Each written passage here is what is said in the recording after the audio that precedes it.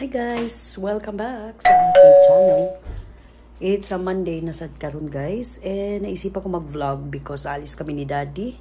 We're gonna go to the supermarket kasi wala na kaming meat guys. Kailangan namin bumili ng tawag doon? Karne. Kasi hindi din pwede na walang karne guys, diba? Kanina pala guys nag-rearrange ako sa aming table kasi I find it so kasi dati meron dyan dito, yan nakalagay siya dyan siya sa table, tapos dito naman yung eggs saka yung mga ganyan ba yan, so nilagay ko na lang yung aming ano ba yung tawag dyan, storage box sa baba, pati yung aming mga ni kuya tumbler, tapos dito nilipat ko guys yung aming lalagyan ng namin, mga jars para isahan na lang. Kuha ka ng itlog dito, timpla ka ng kape, or kasi yung mga kape namin andito naman eh. Para dyan, solely for lang talaga siya. For dining table talaga namin. So yun ang ginawa ko pala kanina guys. So ngayon alis na ako kasi si Daddy ando na sa labas. Mamaya uli. So we're back guys. Ay nakalimutan ko ng so dito na kami sa ni Daddy. Ang super init, grabe, as in parang kaming nasa Middle East, as in talaga grabe guys. Kawawa yung mga bahay na walang luta to yaw, silver niya, chrome yung gikuan. Ganda ng mga designs ng ibang minivans guys, yung talaga nila, in-enhance talaga nila yung design, pero sa amin kasi napaka-simple lang. So anyway, ang init guys, kawawa yung ibang, sabi ko nga yung kanang ubang balay ba guys nga walay aircon, as in mo gining makakosa heat stroke, kining init kaayo. So we're on our way to Robinsons. Dali rami dito guys, as in dali ra gyud, palit ra gyud ning karne na mo, and then balik mi dayon kay super kainit. Bilang ko din si Alas ng Oreo kasi gusto pala niya ng Oreo eh. And then bread kasi wala na kaming bread. And then next week na talaga bibilhan ng si tawag nito, si Jaguar ng tire and rims, bagong tire and rims kasi iba talaga guys kapag mas malaki yung mag wheels talaga yung sasakyan. Nakaka-enhance kasi siya guys, and medyo sporty na tingnan. In other words, maganda talaga tingnan yung ganyang klase ng yung mga rims na ganyan kung ang sasakyan mo ay mga ganito, minivans. Kasi ang kasalukuyan naming ng size ng wheels namin guys is just 12. So, ang bibili ni Kuya is 14 yung size para mas nindot na nawon. Ay, timing dad. Magkuha na lang focus results sa high pre. Diba? Unahon na ito sa likod. So timing guys. Kunin ko na lang muna yung results ko sa high pre.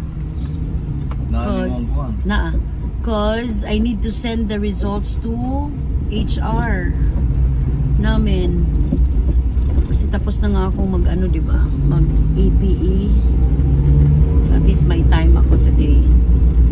Aga na kasi ng shift ko guys, naging pa siya, diba 5:30 to yun dati, ngayon nag earlier pa talaga ng 30 minutes, so 5 o'clock to 2 o'clock, so kaya by 2 wala na akong work, tapos na.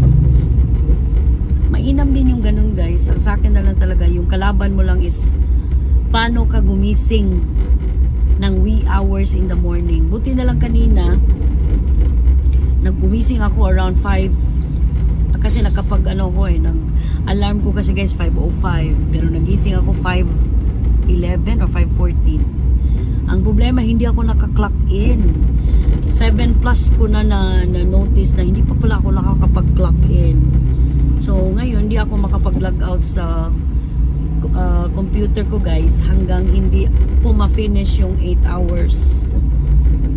Para kumpleto talaga ba yung araw na to. Kasi pag ganyan kasi guys, meron na namang isa-submit na report, mga ganyan, para correction. Eh, ayoko na ma-hassle pa. Si Clau. Dami na saging. So anyway, mamaya uli guys, samahan nyo kami pagdating namin sa Hypre. So guys, nandito na ako sa Hypre. Kalimutan ko pala mag-vlog. So I'm just waiting for my name to be called para ma-release na. Hindi na ako nagkilay guys, pero nanonotice ko sa kilay ko guys is kumakapal na siya. Kasi dati-rati talaga guys, as in wala ka makikitang kilay sa mukha ko. Pero ngayon, kahit hindi ako magkilay, meron na talaga siyang lumalabas na mga kilay-kilay dyan. I guess naka-help talaga sa akin na parati mag-kiss-kiss dito para kumapal siya. So, tagal naman. Uy, mga 10 minutes na ako dito naghintay guys. Si Daddy andun lang sa car. Andun lang sa sasakyan. Kasi parang nakapark lang yata siya dito sa likod. Pero hindi siya tumakyat sa taas. Nakamask ako guys kasi alam niyo na pag ganito, requirement nila. Kaya nga ako nagsastock talaga ako ng mask sa sasakyan namin. Para in cases na kailangan, meron pa talaga kaming madudukot. Importante yun pala guys. Kasi meron talaga mga hospitals, ganun pa rin yung nila, requirements nila. Kailangan mo pa rin mag-mask. Hindi ka na, pwede nang hindi mag-shield. Pero mask is a requirement. Ay, pagkatapos ito guys, diretso kami sa Robinsons. Para dire-diretso na. Anyway, maaga pa naman. Wala pang alas 3 as in. 2 plus pa lang. Eh, medyo gutom ako. Baka kumain kami ni Daddy ng lugaw. Yung favorite namin na lugaw sa Robinsons. So, yun ang aming isa snacks in today's video. So, maya uli guys. So, tapos na kami sa Hypre guys. Sabi ng releasing doon, sabi daw ng doctor, kailangan ko magpa-creatinine test or additional lab test, which is creatinine. Pero itatanong ko muna sa HR kung okay na ba sa kanila yung result. Kasi kung kailangan ko talagang mag-creatinine guys, after noon, na lang, papakover ko rin yun sa IntelliCare namin. Titinan ko pa. So, I have to send them the results and I have to give them or ask for their advice kung magpapaano pa ba ako, lab test pa ako. Kasi kung if so, then ngayong Saturday siguro, kasi RD ako, Saturday ako magpapa-lab test. Kasi hanggang November 30 pa naman guys, na pwede kaming magpa-annual physical exam. So ngayon, nandito na kami sa Robay ni Daddy. And lang kami, mag-grocery. So, dana kami guys sa groceries. We spent 1,000 lang, 1,170 something.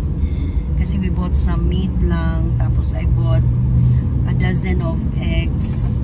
And then, binilan din namin ng Oreo si Alas. Kasi kanina, cute kayong bata-bata namin guys. Kuha siya Oreo dito. Kaya I think nag-stock na sila sa taas of kuan. And then he handed over the biscuit to his mom. And then he made a signal to open it. At cute! Alas talaga. Marunong na talaga si Alas guys. Hindi nga lang talaga siya nakakapagsalita pa. Kasi what do you expect? 1 year plus pa nga naman si Alas. But the mere fact that he understands what he wants to convey, it's talaga yan. Ano ba yan? Yan yung clear indication na normal kid talaga si baby Alas namin. So, pabalik na kami guys. Kasi ang init talaga guys. As in, bala ko maligo. Kasi hindi ko binasa itong buhok ko kagabi. So, maliligo ako today. And gutom ako guys. So, baka mag-snacks lang kami dun sa bahay.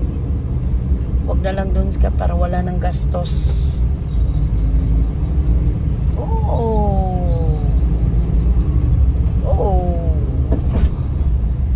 Ay, ako. Hindi ko kayo nilagay sa mount kasi lumuluwang na naman. Ewan ko ba dito ba? Ito ba? Ito, sa likod nito guys. Oh, i-read nyo yan. maluwang. So paglagay ko ng cellphone, oh, ayan, oh, ganyan. Ewan ko ba bakit lumuluwang to. So dito ko na lang kayo nilagay sa aking tripod. Nag-worry ako sa result ng aking guys, medical exam.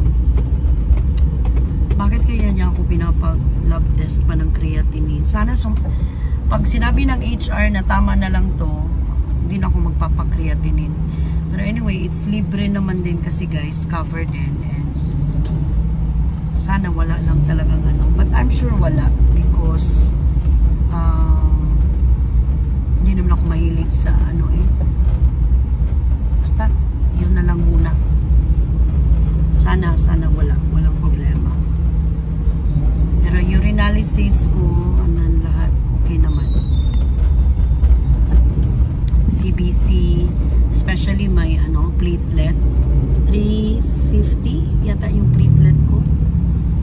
So yung normal is 150 to 450. So okay lang yung platelet ko.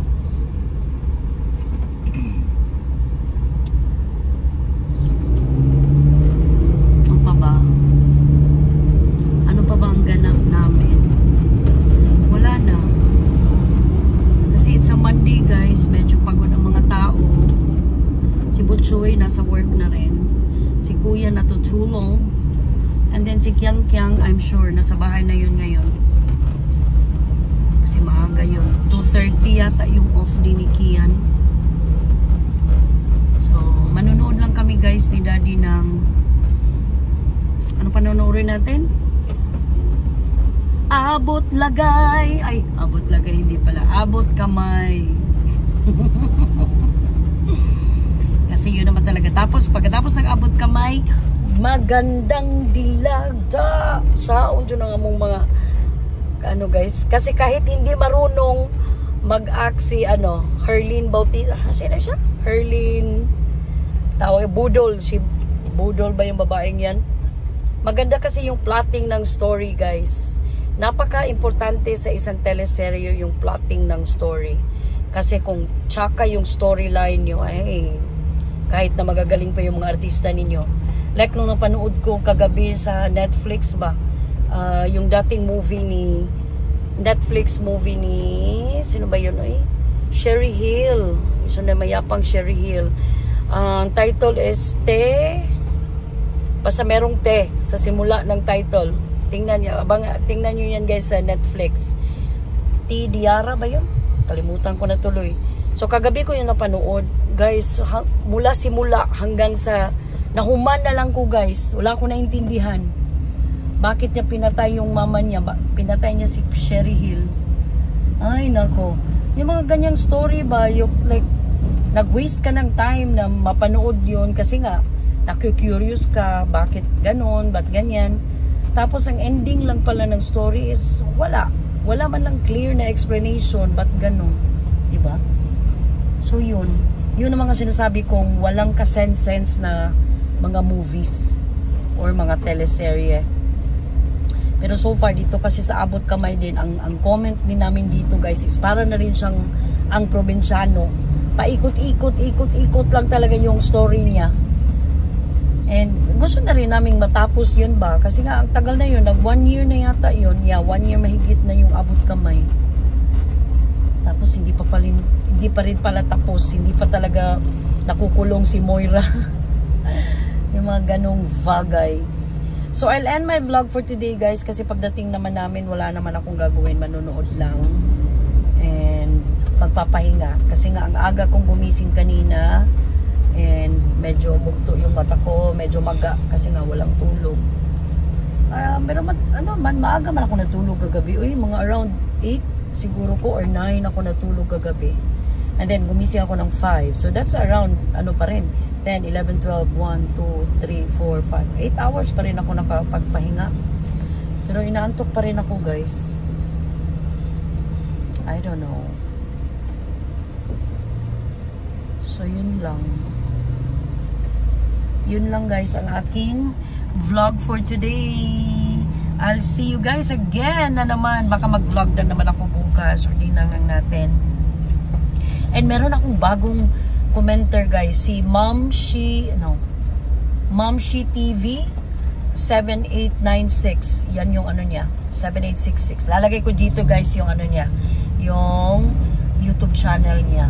I think bago ko siyang subscriber guys, or dati ko pa siyang subscriber pero bago lang siya nag-comment sa ano ko, sa 3 videos ko. So sa'yo, sa bagong kaibigan ko dyan, maraming salamat Ceci for commenting on 3 of my videos na in-upload. So maraming salamat sa suporta din sa lahat ng aking mga avid followers, sina Ambre, April, Busha family, Miranda family, and si Gwendy Gamperona. I'll see you guys again. Wala akong lipstick ko, napaka-pale. On my next vlog, ingat kayo parati guys dahil ang mga kabets wala sa mood. Wala ka sa mood, Daddy? May sa mood pala si Daddy. Ay, nasa tabi-tabi lang. Ingat guys!